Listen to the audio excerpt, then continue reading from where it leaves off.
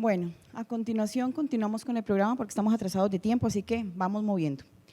La doctora Ruth María Castro es hematoncóloga pediatra de la Universidad de Buenos Aires, es especialista en hemoglobinopatías del Hospital de Garrahan y es especialista en trasplante de médula ósea de la Sociedad Argentina de Hematología. Bienvenida, doctora. Nos va a dar la charla de trasplante de médula ósea en paciente con anemia falciforme.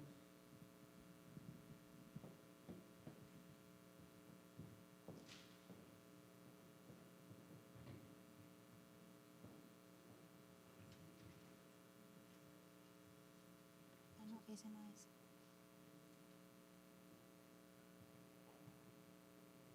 No, ese no es, te lo mandé yo en la mañana.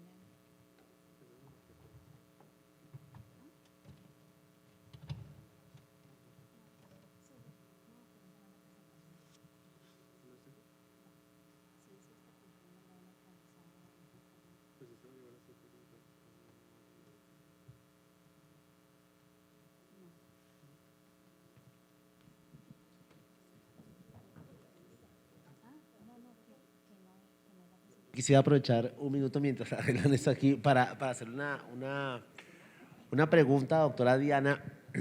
Pues realmente es como una conclusión. Hace muchos años, yo creo que de pronto 10 o 12 años, construimos un modelo de atención integral para falciformía en el país. De hecho, fue patrocinado por la industria y salieron unos libros y trabajamos muchos en la asociación en ese momento. Me parece muy interesante, digamos, en ese momento nunca consideramos incluir cuidado paliativo, por ejemplo, o sea, de verdad que ese es muy chévere. Pero yo creo que uno de los problemas que hemos tenido nosotros como médicos, como especialistas y como asociación inclusive, es que hacemos esfuerzos desde la no gobernabilidad, o sea, lo hacemos como individual y tratamos de sacarlo adelante.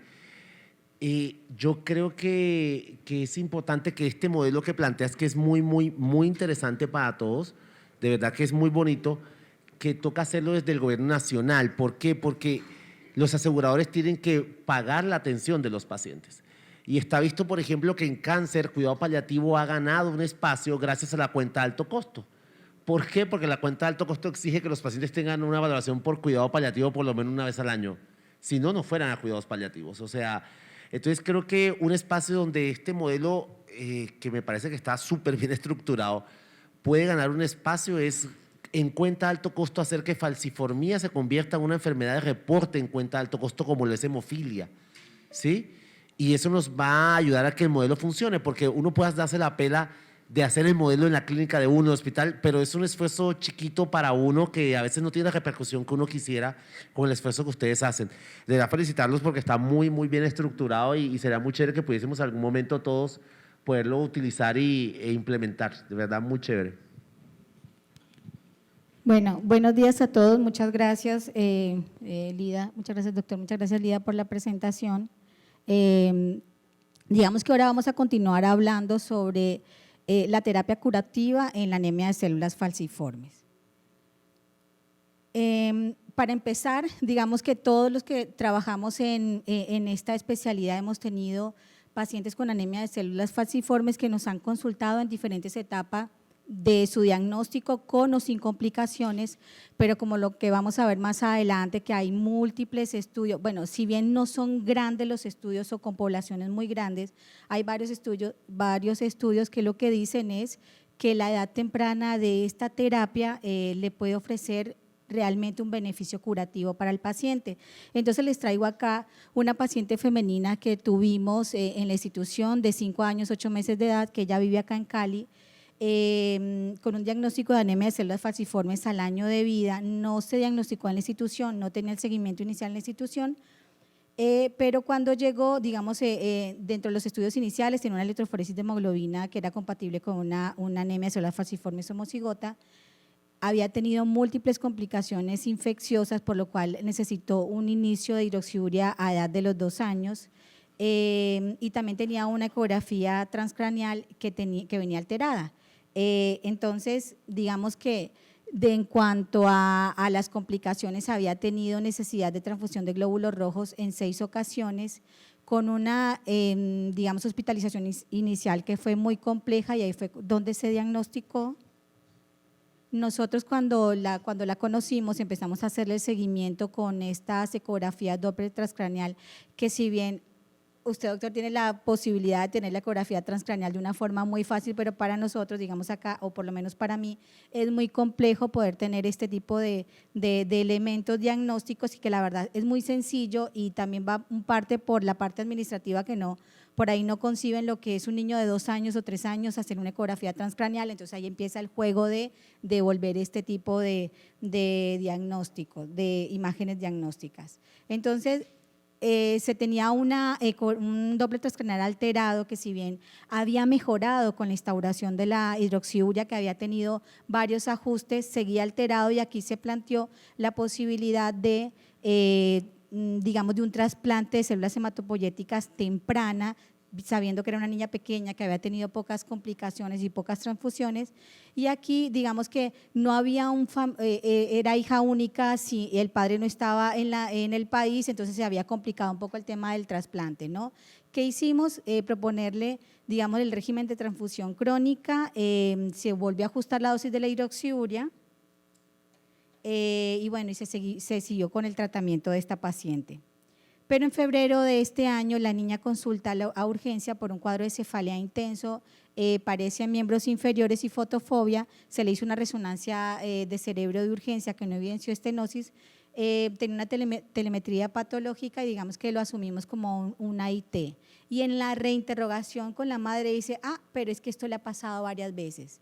Digamos que nos llevó a hacer una consulta más urgente con el equipo de trasplante de células hematopoyéticas, y la indicación fue el trasplante.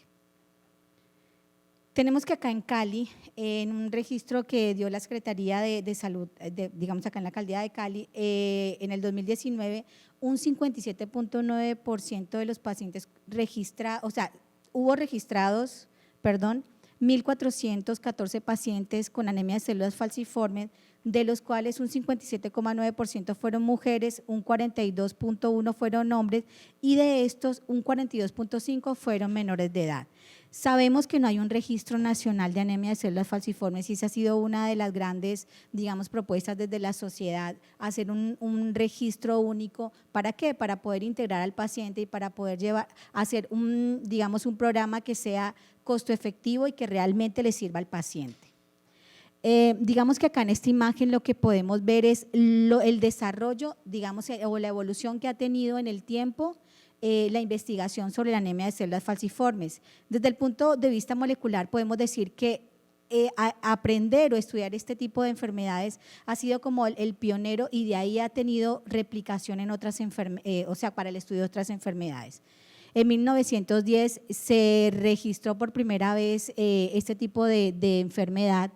En 1984 hubo el primer trasplante de células hematopoyéticas, y fue casi como un accidente, y ahí se dieron cuenta que realmente era una terapia curativa, y de ahí en adelante se ha tenido avances en cuanto a lo que es la técnica, las indicaciones para el trasplante de células hematopoyéticas, y también a la mano o a la par han ido otros estudios, por ejemplo, el estudio STOP, que evidenció que el paciente con un Doppler transcraneal alterado era como premonitorio para hacer estas, digamos, complicaciones a nivel de cerebrovasculares que llevan al paciente a tener una limitación o complicaciones serias, inclusive compromete la vida del paciente.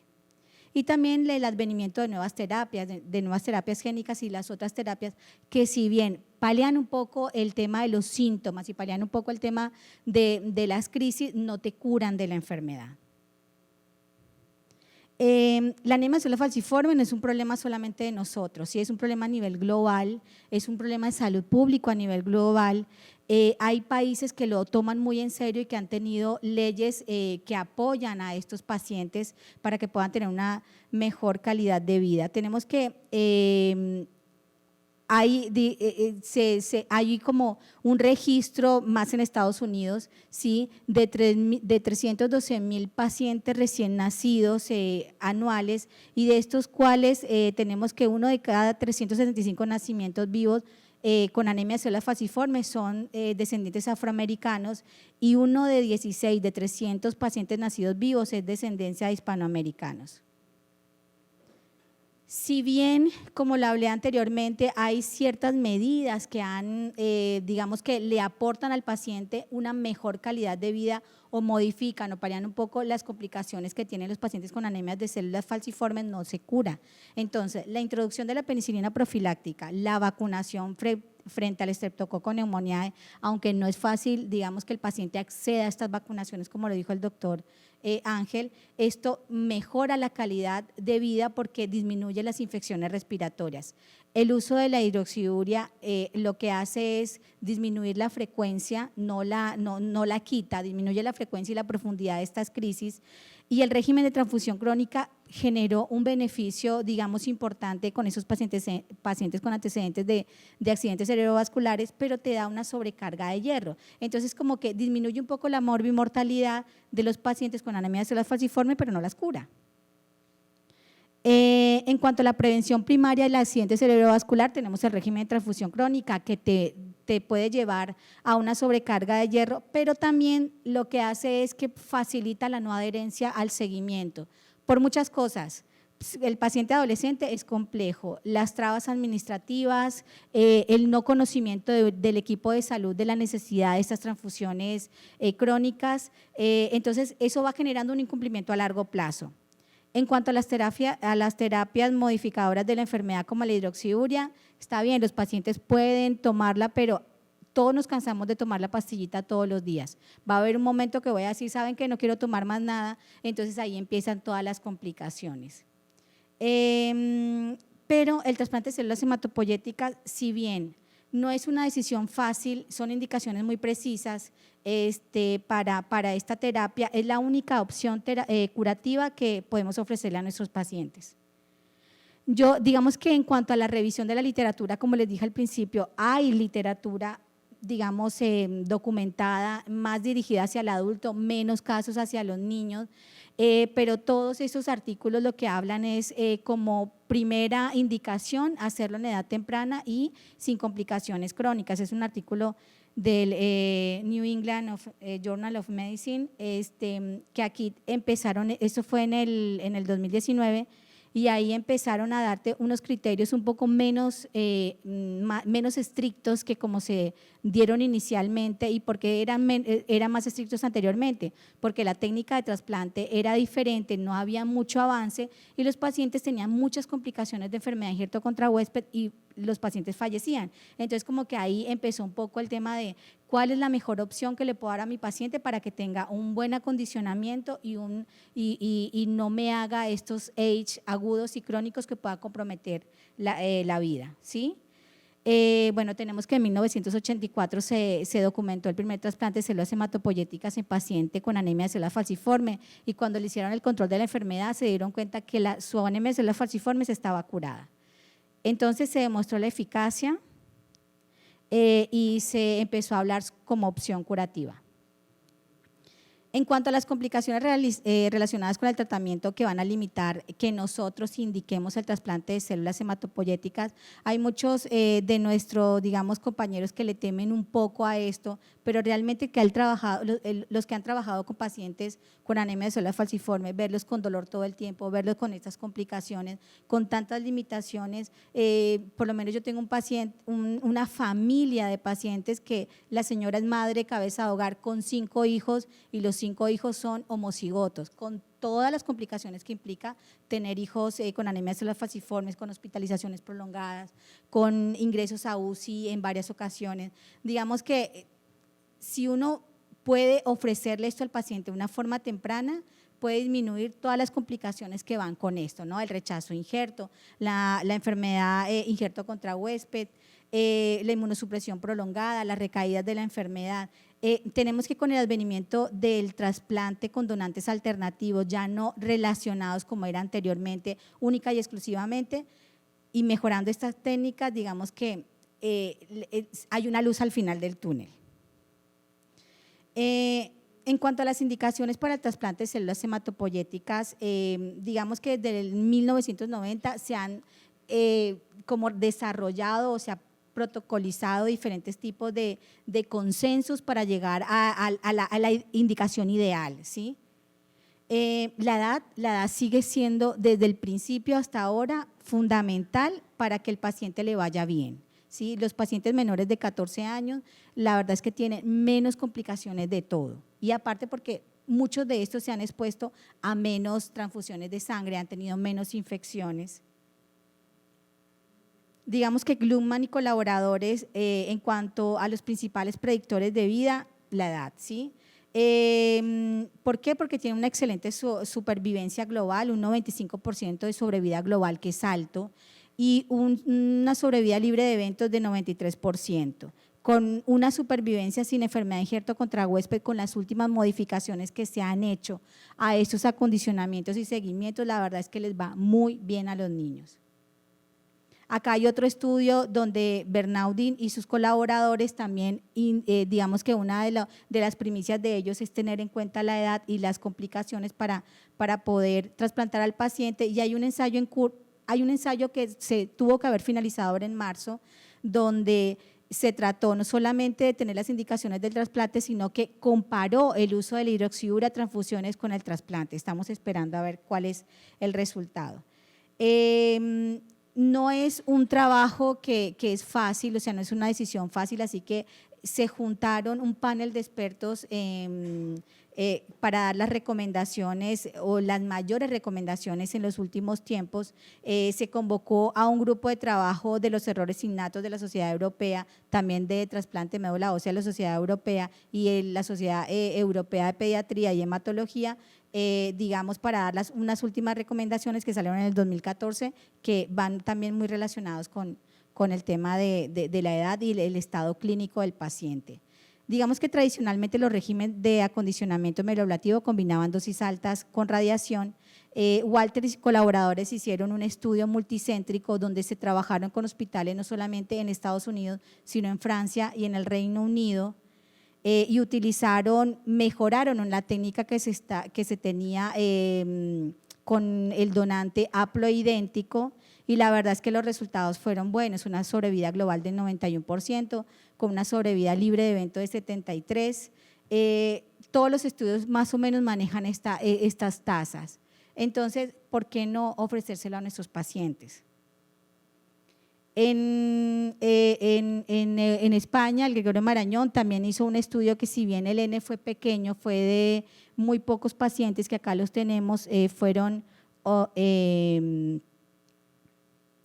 11 pacientes. Ellos hicieron un estudio comparativo con los diferentes estudios que habían salido o importantes, digamos, de la época de los diferentes grupos colaborativos, y la verdad es que la sobrevida global no cambió. Si uno hace un buen régimen de acondicionamiento y le da hace una buena inmunosupresión y controla todas las complicaciones que pueden presentar, la verdad es que los pacientes responden bien. No todo es color de rosa, hay complicaciones infectológicas importantes, hay rechazos de injerto, hay enfermedad, injerto contra huésped, que pueden amenazar la vida del paciente. Hubieron dentro de estos estudios pacientes que fallecieron, que perdieron el engraften, pero yo creo que realmente vale la pena ofrecer esta terapia. Digamos que yo me podría quedar acá en la mañana mostrándole los estudios, pero no hay tiempo.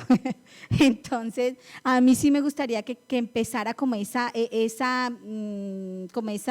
digamos, alerta o esa duda, que será que sí se favorecerá mi paciente con esta terapia. ¿Por qué no hacemos una consulta? ¿Por qué no los remitimos a los grupos de trasplante? Y la verdad es que van a ver que les va muy bien.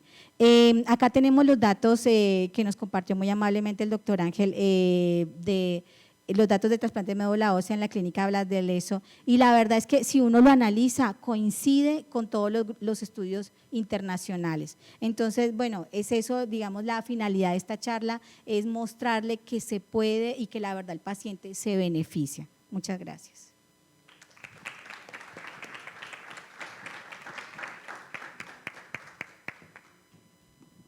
Muchas gracias, doctora Ruth Castro, por su maravillosa intervención. Bueno, y hablando un poquito sobre lo de trasplante, que es la única terapia curativa, ¿sí? Es importante también, doctora Ruth, tener en cuenta de que estos pacientes se benefician enormemente del trasplante de precursores hematopoyéticos, y sobre todo si hay alguno de ellos que tiene un familiar idéntico totalmente, que sea portador o sano, él puede entrar directamente a trasplante sin esperar las complicaciones, ¿sí? Que ese es el proyecto que nosotros estamos haciendo en Brasil y que se deben tener en cuenta porque muchas veces dejan avanzar, dejan pasar estos niños y llegan a veces a la edad de 16, 17 años y tenían un donante espectacular, o sea, y perdimos la oportunidad, o sea, porque por la edad ya no se puede. Entonces, dejar en conciencia esto y pues, no sé, invito de pronto a los participantes a las preguntas, doctora. En la mayoría de los estudios, el más del 70% de los donantes fueron familiares con rasgo de anemia de células falciformes y no tuvo complicación ninguna con el uso del filgastrin para hacer las estimulaciones. Lo que hicieron sí, digamos, técnicas combinadas en cuanto a el donante daba las células tanto de médula como de sangre periférica para disminuir así un poco la enfermedad de injerto contra huésped, pero no es una limitante el que el donante tenga que sea portador de una anemia de células falciforme. Digamos que en el mejor de los casos lo curas, en el mediano de los casos lo vuelves portador, que eso le cambia la vida al paciente realmente y en el peor de los casos lo puedes llevar a un segundo trasplante y manejar las complicaciones que vienen con todo relacionado con todo esto. Muchas gracias, doctora. Y yo quería Ruth. decir algo Dime. respecto al trasplante de médula ósea en falciformía. Si bien es cierto, yo estoy convencido que efectivamente es una buena opción de curación para los pacientes con falciformía. Creo que más pacientes deberían acceder, como dice Ruth, por lo menos a la consulta de trasplante y a que se evalúe esa posibilidad. También dentro de los trasplantes que uno hace, es un trasplante muy complejo desde lo biológico de hacer el trasplante porque tiene muchísimo riesgo de falla de injerto y eso comparado con los trasplantes que hacemos en otras enfermedades se convierte en un problema. Entonces creo que toca mirarlo bien con pinza. Los pacientes tienen que acceder. Tiene que estar la oportunidad, pero tiene que tener la indicación precisa para trasplantarse, ojalá tempranamente. Pero además tiene una concepción ética que es muy importante y que toca considerarla. La falciformía, a pesar que, como hemos visto, es una enfermedad muy terrible y que daña muchos órganos, no es una malignidad. Y es distinto ofrecer un trasplante a un paciente que tiene cáncer y que si no se trasplanta se va a morir del cáncer, a ofrecer un trasplante a un paciente que tiene una falciformía que, si bien es cierto, su expectativa de vida es menor que la de la población general, es distinto las consecuencias del trasplante. Y los que hacemos trasplante y vemos un paciente que antes tenía falciformía pero no tenía AIDS y ahora tiene una enfermedad de injerto contra huésped crónica terrible, es cambiar una enfermedad por otra. Entonces, yo hago trasplante, vivo el trasplante, pero yo creo que cada cosa tiene su momento, su espacio y su indicación. Porque también es importante y porque vemos pacientes que están con hidroxiuria divinamente. O sea, a pesar de tener un donante idéntico relacionado, van felices con hidroxiuria y pueden llegar a tener 60 o 70 años. Sí, no desestimar el trasplante, o sea, tenerlo allí y ofrecerlo, pero entender que si a veces los grupos de trasplante dicen que no, entender que a veces uno sopesa el riesgo y el beneficio muchas veces, porque nos pasa que a veces decimos no, en junta decimos que no creemos que sea candidato y entonces a veces lo vuelven y mandan al paciente, ¿no? Y dice, pero no, pues dijimos que no, y vuelven y lo mandan. Es que a veces pensamos como en otras cosas, ¿vale? Doctor, muchas gracias. Quería hacer una última intervención, qué pena. Quería hacerle una pregunta a la doctora Diana Paola y es lo siguiente. Doctora Diana, ¿usted qué piensa sobre la resolución 651 del año 2018 del Ministerio de Salud colombiano que habla del Centro de Referencia de Enfermedades Huérfanas, ya que esto es un tema muy importante en cuanto a la creación de programas, digamos en que la importancia que tiene a nivel institucional para todas las IPS y para los departamentos poder crear estos centros de referencia? Pues doctora, la verdad desconozco la resolución, pero me parece una propuesta interesante. O sea, siempre tener centros de referencia va a hacer que los pacientes puedan ser atendidos óptimamente y que sirvan también para otras instituciones poder acoger modelos. Entonces me parece que es una buena opción y una buena propuesta y que si podemos incluir ahí la drepanocytosis siendo una enfermedad huérfana, pues estos pacientes seguramente se van a beneficiar y tenemos lo mismo de las otras legislaciones, o sea, digamos que tenemos un respaldo legal para poder incluir a estos pacientes en un grupo de atención integral. Muchas gracias. Querida tocaya. Si les pareció puro, fue la pura